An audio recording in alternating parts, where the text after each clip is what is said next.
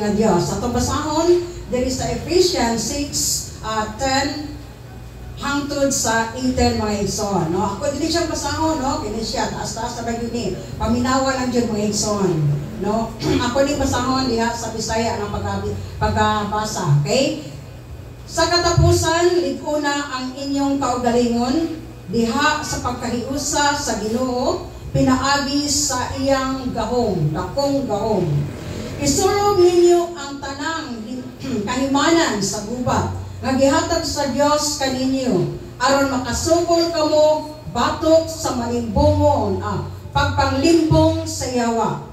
Kay wala kita nakig-away batok sa dugo o unod, kundi batok sa mga daotang espirituhanong gahom, diha sa kalangitan, sa mga pangulo, sa mga anaa sa gahom, o sa mga daotang gahom nga nagamando ni ining kalibutan sa kangit-ngit.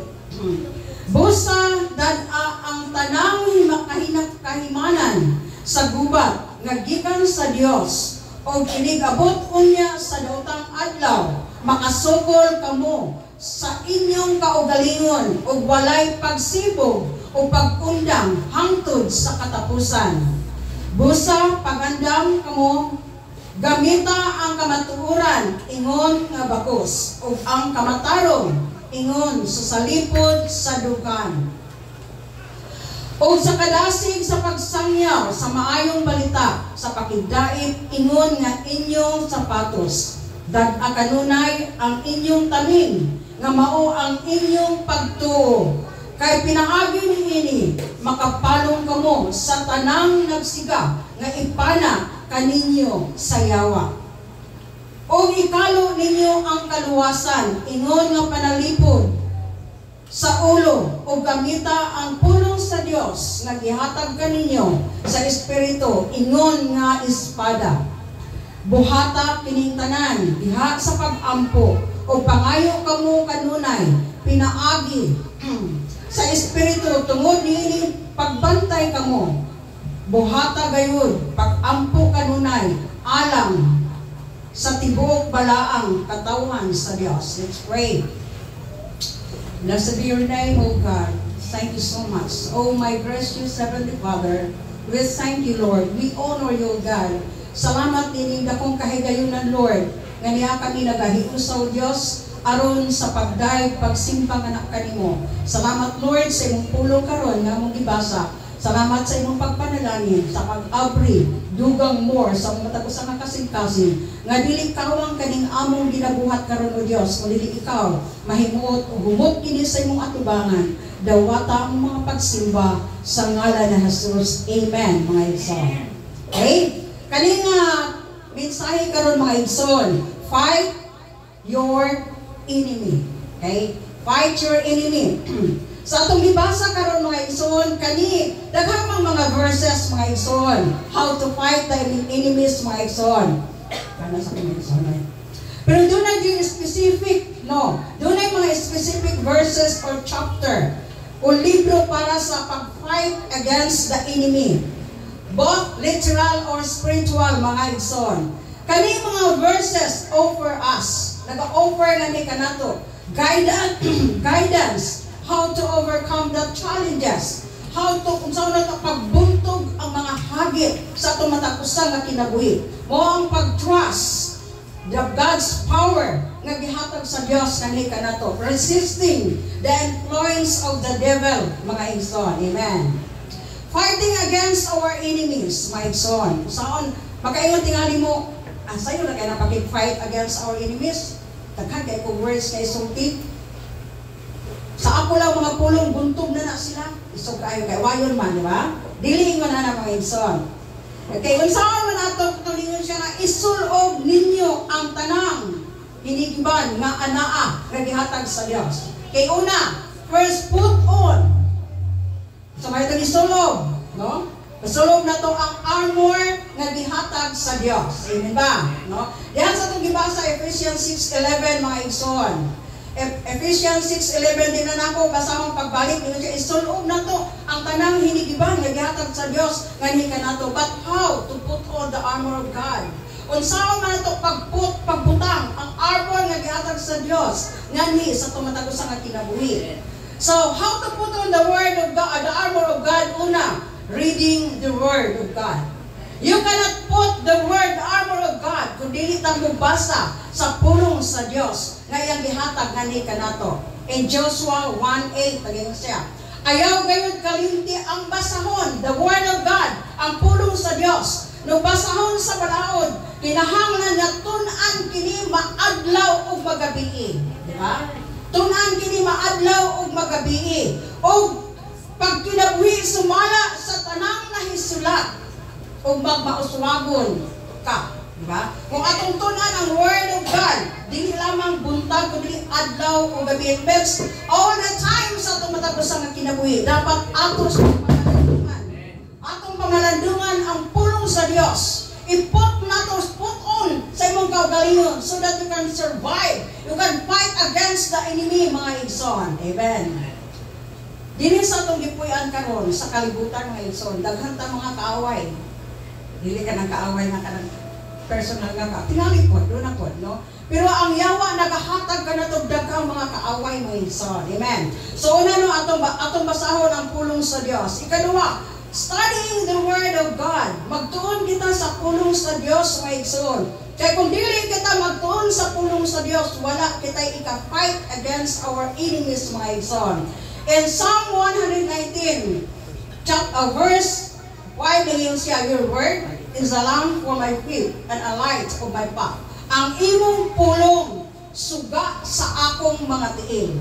O kahayag sa akong alagianan, mga igsoon. So, sa ato pa ang word of God, mo ka na lamdag, giya sa dapat na itong pagabuhaton. Kung asa ta padulong ang Diyos magagiya, ang pulong sa Diyos magagiya ka na to sa pagbuhat sa maayo ug sa dili to fight our enemies, mga igsoon. Amen ba? So, sunod, paspasan ka man ako ng gabi ng pastor, ayaw taas. No? Prayer, mga igsoon, praying. Pero dili, si pastor, kaya pala na mo, mubo na siya mo, uwali. So, nagkamot kong mamubo akong wali, mga igsoon. Sunod, praying. The Bible says, pray without ceasing. Mag-pray ta, kanunay, mga igsoon. Amen ba? So, Psalm 105, verse 18, nagayon siya, the Lord is nigh unto them that call upon Him, and call upon Him and truth. Ang Diyos haduol sa mga tao nga nagakanunay, nagatawag, nagadungol nga naha kaniya. Sa mga tao nga nagatawag diha sa kamaturan. Santo paday dunay mga tao nga nagatawag sa Diyos nga wala diha sa kamaturan. Amen ba? Mutuo ba mo, ana? They're calling the Lord, mga igsoon, pero wala diha sa kamaturan. But ang Bible naging siya, haduol siya sa mga tao nga nagatawag kanya nga anaa sa kamaturan. Anaa ba kita sa kamaturan, mga igsoon? Amen. Anaa kita sa kamaturan. Ang Diyos nagahatag ug nagagiya kanato, no, mga igsoon, na kita magalakaw diha sa kamaturan. How to fight our enemies? Primero, sa to put on. Ikaduha, mga igsoon, be alert. Kinahanglang alert ka. Clever ka, mga igsoon. Clever ta to discern which is good and which is right, mga igsoon. Amen ba? Dili tanan nga atong madunggan, ato ka ng adapon. Diba? Atong dawaton, mga igsoon. But be alert. Be wise in panaigmat ka, mga igsoon. Amen siya. There's a 1 Peter 5:8-9. Amen siya. Be sober, be vigilant, because your adversary, the devil, as a roaring lion, sama siya sa kalayon, as roaring lion walketh about, seeking whom he may devour. Diba? Ang yawa, mga igsoon, nagagulog, libot-libot kanunay kanato. Nangita na siya pagtukog manhi kanato, mga igsoon. It means, kanili ka tukpon para sa nakita mo sa bitin na tukpon ka, buayat tukpon ka, apan, ma-deceive ka niya. Diba? Yung na ma-deceive ka niya, mga igsoon. A person daw, kanang tao, nga person, a sober person is alert to the danger of the world, di ba? Aktibo na siya kanang bitaw, kahibalo siya unsa ka delikado ang world nga atong gipuy-an karon. Kahibalo siya nga dili na maayo sa flesh, mga igsoon. Ang flesh kusog kaayo mo deceive sa tao, di ba? Ningon sa nakauban bitaw nila kanang ubang mga tao mga laki, kada bitang tinutukan nga murag mudulot sa imuha, that is the desire of the flesh. Aware ta ana mga igsoon. Be sober, be sober, be vigilant. Kinahanglan abti kita mga igsoon, makahibalo kita nga that is the scheme of the devil mga igsoon. Pamaagi na sa yawa para ka malipat sa imong pagpangalagad diha sa Ginoo. Dili ta ang taong maabtik mga igsoon, alerto diya sa espirituhanon nga bahin. Dili ka ma-distract sa mga pamaagi sa yawa. Because you are guided by the Lord.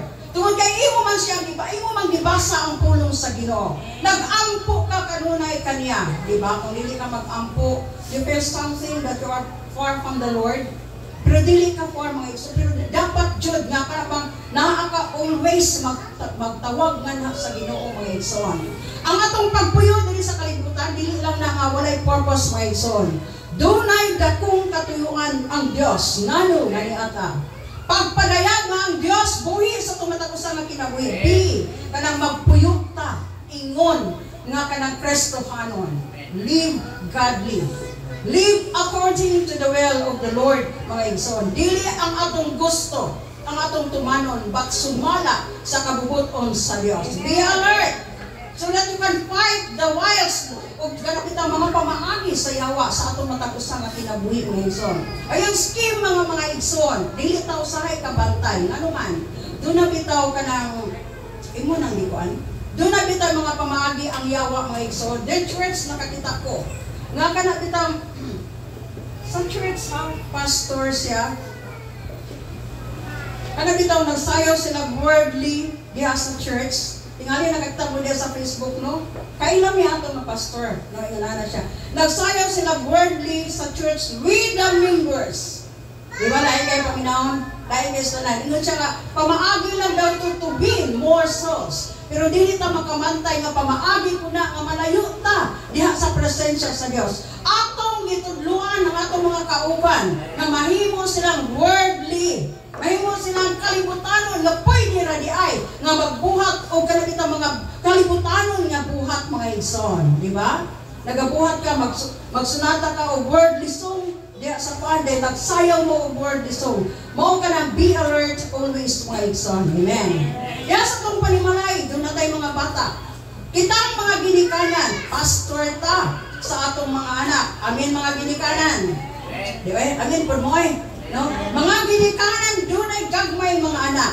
Kamu ang ipiyalan sa Diyos sa pag-train sa inyong mga anak aron sila magalakaw diha sa kabubuton sa Diyos. Kaya balo sila muday, kaya balo sila musimpa. Kanundong bitaw ko kani si Bila Sauda, diari magsimpa mi diri kamay raman mi mag-prayer meeting. Ari man siya dalawon diri. Pagkanta mo ana-ana din na siya, taas kamay din na siya.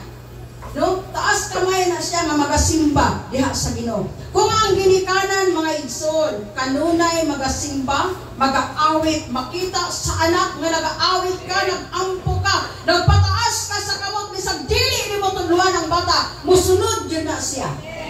Amen mga igsoon. Ang atong liho mao kanay dali nilang masunod mga igsoon. Compare ka lang imo silang ingon ana mo kana dili. Imba nila actions speak more than words, di ba? Ingon anak mga igsoon. Dapat na to mga igsoon.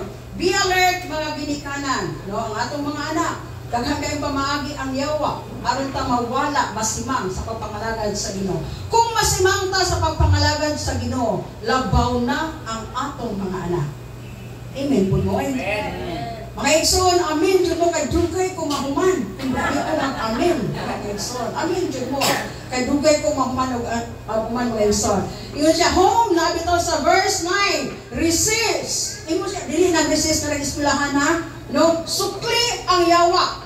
No, steadfast. Mubarog ka sa imong pagtuo. Kay nasayod kita nga atong pagtuo from the Lord, makabarog kita, mga igsoon. Ano man ang pagtuo nga nitidlong gayud sa ilalom mga igsoon. Bisa kung saon pagtayog sa mga kanang kalisod, firm jud ka diha sa Ginoo. Pero nang imong pagtuo diha lang sa ibabaw sa yuta, di ba doon nagtanom na ang gamot nara sa ibabaw, pag-abot sa hangin tumba na siya. Pero kung ang gamot sa usa ka tanom, nitidlong nga to sa ilalom, So bisag unsang pagsulay, maana-ana na siya. Dili na siya matumba, dili na siya mamatay. Ingon ana ang Kristohanon. Sa diha ang atong pagtulit, tidlong kayo dito sa ilalom. Whatever circumstances, trials that we encounter in this world, still we are victorious, mga igsoon. Amen, oy. Balikod ko na po ang istorya. No? Iwan na mga igsoon, no? Mudaog yun ta, mga igsoon. Amen. Sa unsang mga pagsulay, tumagay naa ang atong pagtuo sa Dios. Ang Dios sa kanunay magatabang nga hindi ka nato. Hindi na kaayo no ang akong wali, di ba? Ang sa to put on the whole armor of the Lord. Ikaduha, alert. Be alert ngadto sa Ginoo sa tanang mga butang mga igsoon. Ikatulo, resist. Dili ang resist sa eskwelahan. Your enemy. Sukli ang imong kaaway, mga igsoon. James 4:7. James 4:7 is submit yourself therefore to God. Resist the devil and he will flee from you. Okay. Suklan daw nato ang atong kaaway ng mga yawa. How to resist the devil? Kung saan man nato pagsukol ang yawa, mga igsoon. Kung saan man nato pagsukol ang atong mga kaaway, dalhanog sundang, dalhanog bunal, mga igsoon, pili, mga igsoon. Submission to the Lord, submission to God, mga igsoon. To resist our enemy, mga igsoon, kinahanglan mo submit ka sa Ginoo. Diba? Mo submit ka nga to sa Dios, humility. Doon na kayo makainugsanon na kasing-kasing. Hindi ka ni-submit man ko sa Dios pero gagbo kay kastanan. That is not submission. Gilipat lang ta sa yawa, mga igsoon. Amen ba? Recognize that we have our limitation, mga igsoon. And acknowledge the power and authority of the Lord. Amen. Dapat ka na itong ilun dyan. Wala dyan ko'y mahimo, ani. Wala dyan ko'y mahimo kung nila ang Diyos magatabang ka na ko. But mabuhat na ako nito kay ang Diyos aniya sa akong kinabuhi. The power of God that imparted in my life, I can resist the devil, my son. Amen ba? Wala kita ito'y pangitabo. Pag umako, bitawag ko, kanang tawag vitamin tawag siya man. Magpatabang siya kanang ko. Sa kanan ko, sa man. Siya, ang dulay dahil siya kanang pakmangkon ka na kitamurag. Something na bitawang ko, ana pa, mura ba something na siya, bitawag ko. Nga ka magpaampo, nga ni kanako, kanamo. So, dili kita mapatakatak at dito ampo once nga kana bitawag dulay kanang bad spirit. Lord, yes ko, mana ko. Dili ko, Pastor Lord, anto miya kwarto, ampo min, dili mi mo, usalakay dayon dito, wala kay kanang kuan, no? Di ba mag-ampo sa jugka, Lord God, wala mi mahimo ni Pastor. Kung dili ka magatabang ka na mo, kinahanglan mi nganha kanimo Lord. Protect us, cover us in the precious blood of Jesus. Kanang the devil, kanang spirit, kanang touch sa mong pinagbi. And we need your power, God. No, to resist that devil, anaan nagsamok sa mga bata. Pupil ba na ako sa una? Di ba? Yung anak, so dito mag-piso. Nag-pray mi ni Pastor, to be Lord God, nag-pray ko, buhin mi dito, manamig pray, nag-pray ko Lord, help us. Kanina pagabuhatong Lord, dili ni para amo, but your glory, the Lord, di ba? Para sa kahimayaan sa Ginoo. Ingon anak, atong ilhon nga wala tay mahimo kung ang Dios dili magatabang nganhi kanato. Amen. No, si Brad Kinto, madugan sa ganyo No? Amen. Amen. Amen ya sa loyo. Amen, no? Ingon ana mga igsoon, no? Kinahanglan mo submitar ta nga na sa Dios. Pag submit nato diha sa Ginoo, kinahanglan mapinugsanon ta. Mingon ka nga, ay gulang na biya ko nangalagad sa Dios. Ay dili ni kagulangon ay how you close, how unsa inyong relasyon diha sa Ginoo. Unsa ka nga nakigrelasyon diha sa Ginoo, mga igsoon. Amen ba? No? Next, prayer. Importante kayo ang prayer, mga igsoon. Kung saan natong pagbuntog ang atong mga kaaway, prayer, mga igsoon. Kinahanglan mo engage yung kakanunay o prayer ngadto sa Ginoo.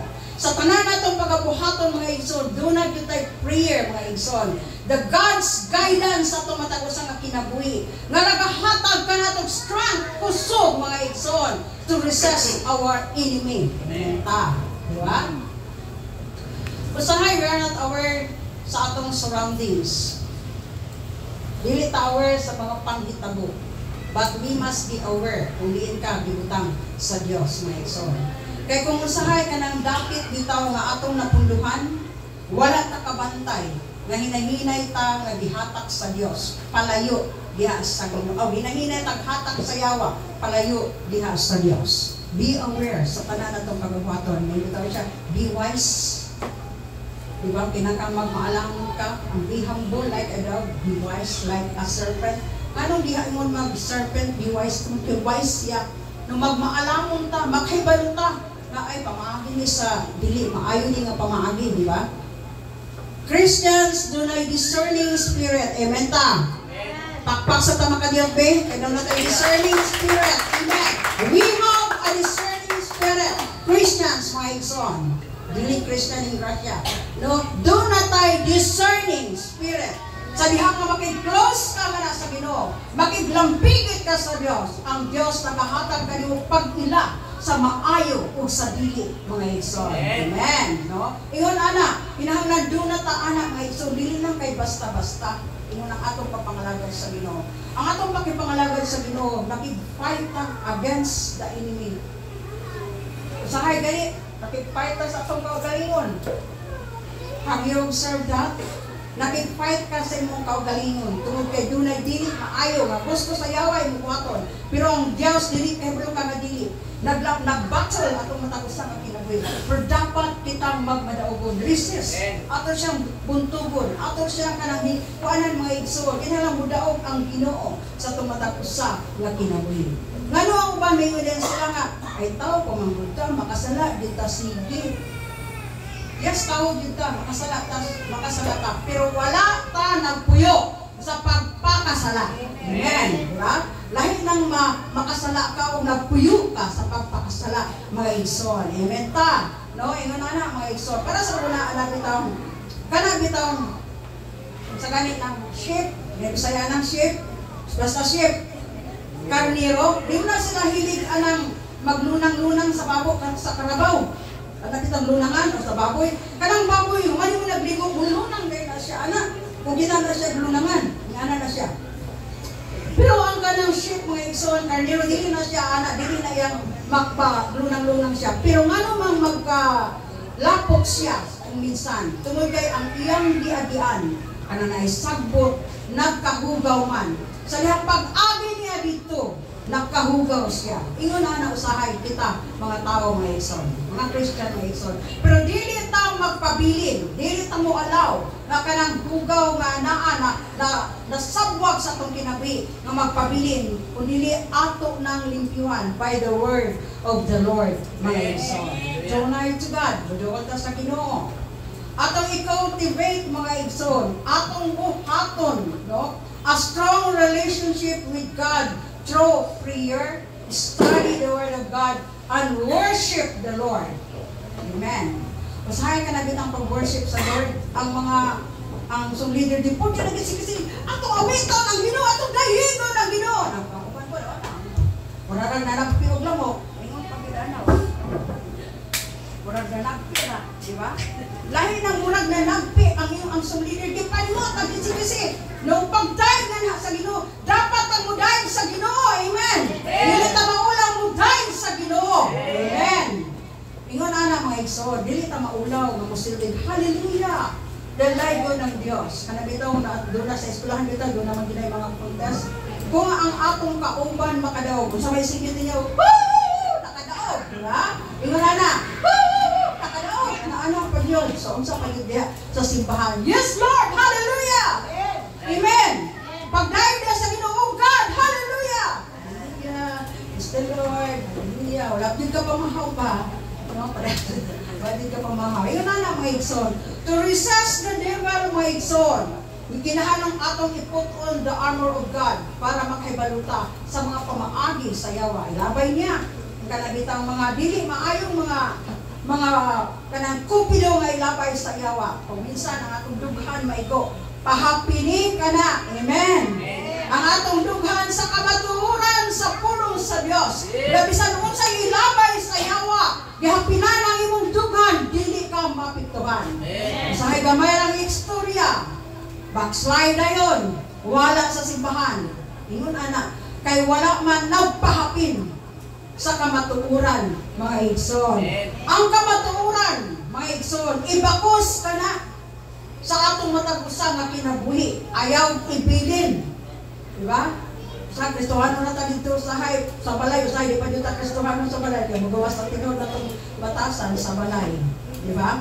Ingon anak, mga igsoon. Ang atong pagtunga, ingon nga atong tamin, whatever, mga hitabo sa itong kinabuhi, we survive and we are victorious, mga igsoon. Nalaigan na itong buhay nga Diyos. Kanang salvation, ang atong bitang ulo, atong paprotara, kanang bitang helmet, kung sa kapuslanan na butang na sa ulo, di ba? To protect our head, dili ka na maunsa. Muna helmet of salvation.